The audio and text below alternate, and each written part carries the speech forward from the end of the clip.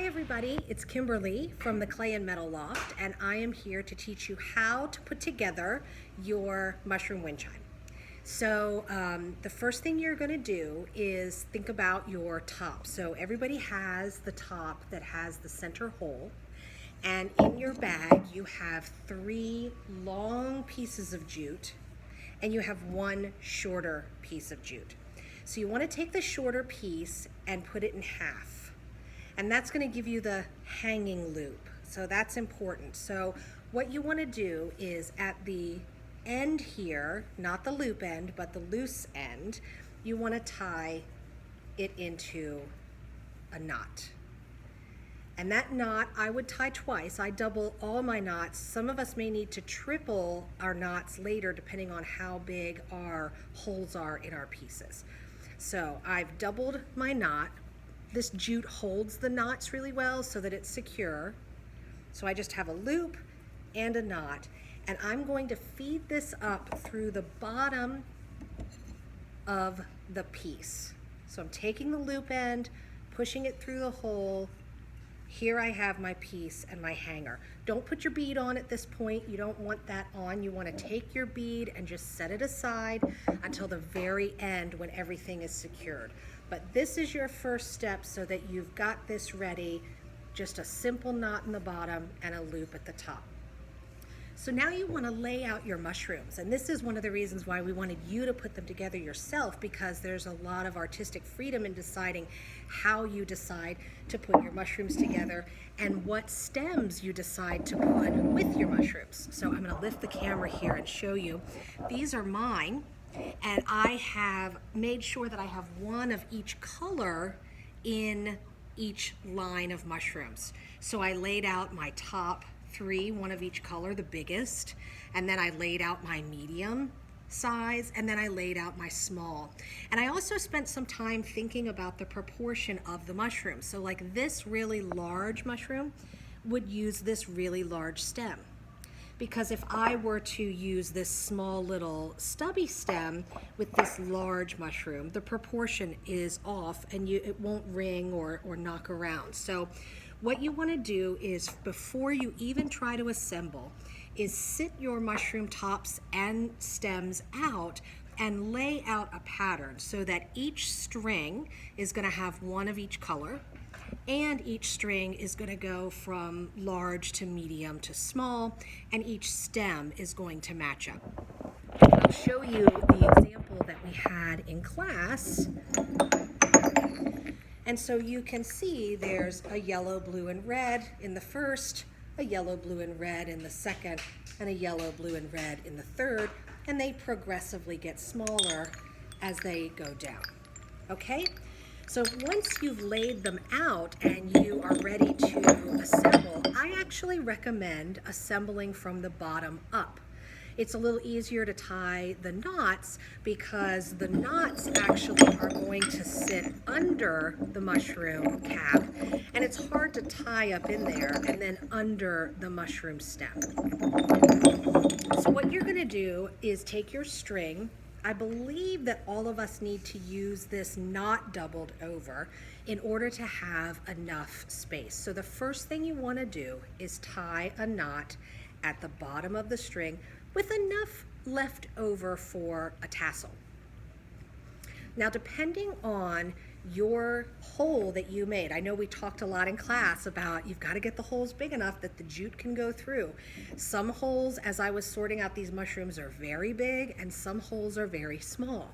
So you're going to need to adjust your knot size to your piece. So for example, mine has a pretty good size hole, and so a single knot, just a single, if I were to feed this through and slide it down, it would simply slide right over the knot. And so it's important when you're putting it together that you tie a big enough knot that in the wind your pieces don't blow off. And so I'm going to start with this guy right here. So this is my bottom mushroom, so this is the first thing that goes on to the piece. And you're going to take your jute and work from the bottom up, and you should be able to feed it right through if you made your hole big enough. See how that goes right through like that?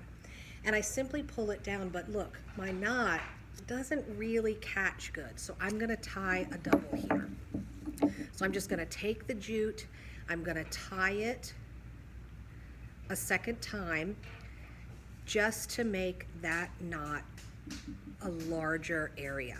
And just pull real tight. Like I said, this jute will hold, and I'm gonna test it. I still feel like, all right, nope, I can't get it through, so that's good. So that's the bottom of my mushroom. So now I'm going to put the top on. And the top has to have a knot to hold it as well. So I have the knot that's holding the bottom, and then I'm going to have the knot that holds the top. And I want the top to be held a little bit above this, not completely sitting down on it like that, but just a little bit higher so that it can knock back and forth and make noise. So I'm going to take that same string, I'm going to tie a knot, and I'm going to tie the knot loosely so that I can just a little bit adjust where it's going to be. So here's my knot right now. You can see it's not too high above the top there. And I'm going to slide my mushroom top down.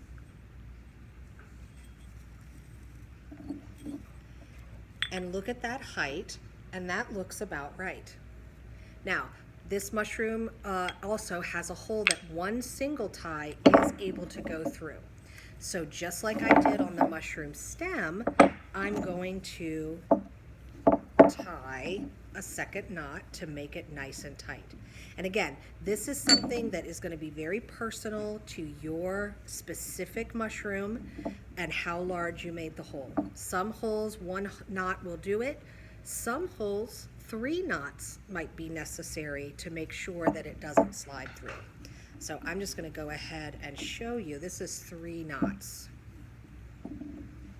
So all I'm going to do is where my knot already exists, just tie right around that same space, pulling it tight, and now I've got a much larger stopper to keep the mushroom from going through.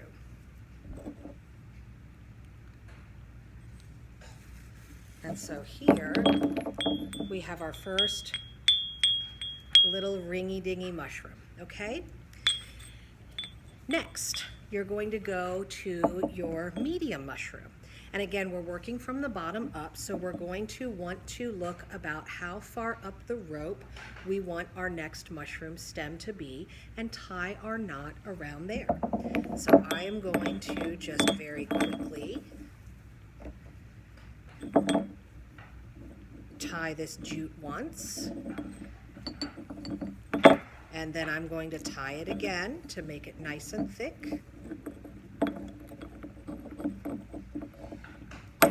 And then I'm going to slide my mushroom stem, bottom first because we're working in reverse, down.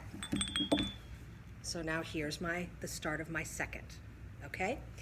Now this mushroom cap that I have is taller, and so thinking about that knot is going to be all the way up high there, whereas on this flatter style mushroom, the knot was much closer.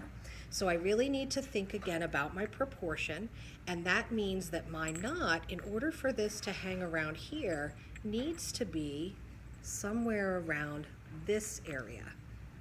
So that's much higher than this one is. So I'm just going to make a mark with my finger, quickly tie my jute into a knot, double it up so that it's nice and secure.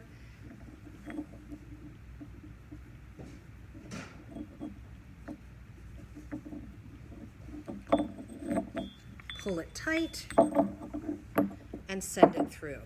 Now, as I'm working, you notice that my twist comes undone on the end. So I am twisting it before I feed it, just because it is a little harder to push it through there as it untwists. I would avoid cutting it if you can, because you want the length. So here now is my second.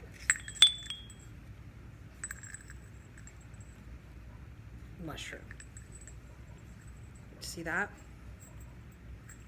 Okay.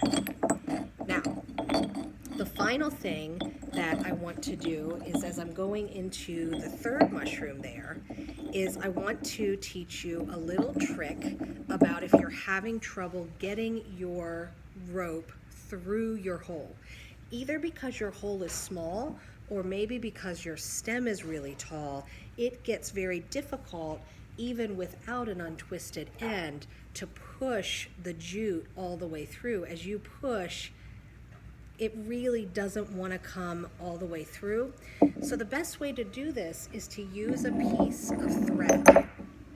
So I take a piece of thread and I tie it around the jute. This one happens to be doubled over, but you could also just tie it on the end.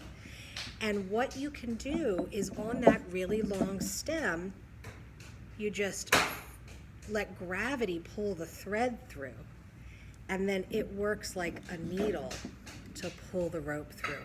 So that is really going to be important when you get to the top to your higher stems. Okay? So the very final step that we're going to do is actually hooking these pieces onto the top. And so what you're going to want to do is take your jute, and you're going to go through one of the 3 holes in your top.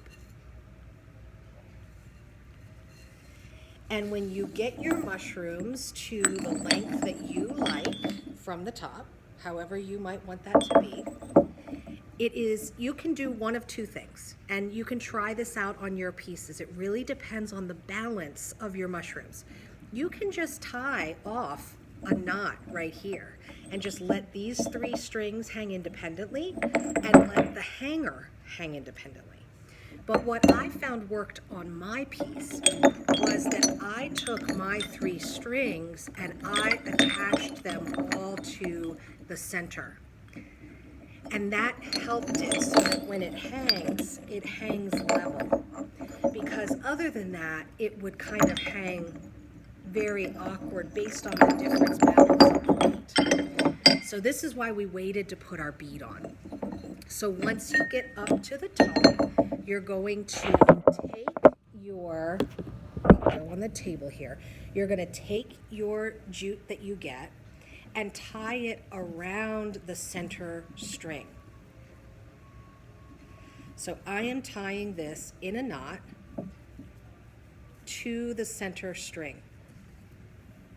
And you can see it's just tied there. And again, you can tie it twice to make sure it's secure. And once you have all 3 strings tied to that center loop, then it's time to put your final touch, the cherry on the top, the bead. And so you can put your bead right down at the top. You can tie a knot, I would say, partway through to kind of suspend the bead.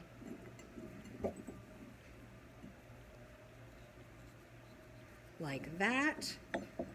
And here will be your bead to the top, which is then attached to all 3 of your strings and all of your mushrooms evenly hung.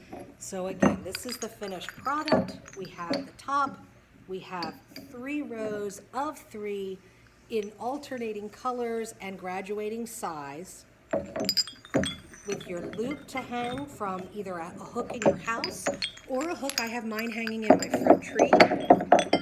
And when you're absolutely all done, you can go to the very, very bottom and help that jute unravel. And that's going to create your very cool little tassel end. So I hope that this is something that has helped you all to put together your mushroom wind chimes. These are a lot of fun. They're really unique to each of you based on how you decided to do them. And I hope that once you get them together, you send Amy and I pictures of your completed pieces, because we would love to see them and post them on the Clay and Metal Loft website. So good luck, happy crafting, and please, if you have any questions, just contact us here. Thank you.